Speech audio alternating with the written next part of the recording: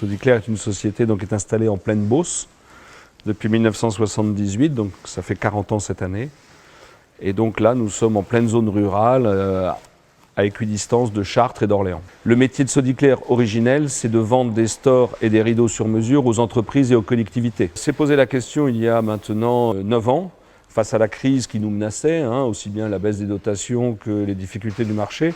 C'est posé la question de savoir comment assurer la pérennité de l'entreprise et donc adresser de nouveaux marchés. On a décidé, après avoir réfléchi, de s'adresser aux particuliers, mais sans renier, si vous voulez, notre ADN qui était de faire des produits exclusivement sur mesure, fabriqués en France. La seule solution que nous avons trouvée, c'est l'Internet, et nous avons créé un premier site Internet qui s'appelle storetrideau.com. Alors on a même franchi une nouvelle étape il y a maintenant 8 mois, et donc nous avons ouvert un premier site en langue italienne qui s'appelle Tende Tende, et pour lequel nous commercialisons à des particuliers italiens des stores et des rideaux sur mesure, et qui eux aussi partent de Ponto en pleine Beauce.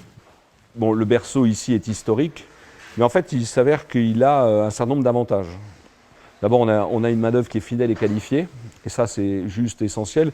Vous avez pu le voir dans l'entreprise, l'essentiel des tâches sur nos produits sont manuelles. Donc, c'est important d'avoir une main-d'œuvre qui est fidèle et expérimentée, qui en plus nous permet de transmettre ce savoir-faire à des jeunes que nous essayons de recruter. L'autre point important dans la région Centre-Val de Loire, c'est que nous sommes un nœud logistique extrêmement important, aussi bien entre Chartres et Orléans.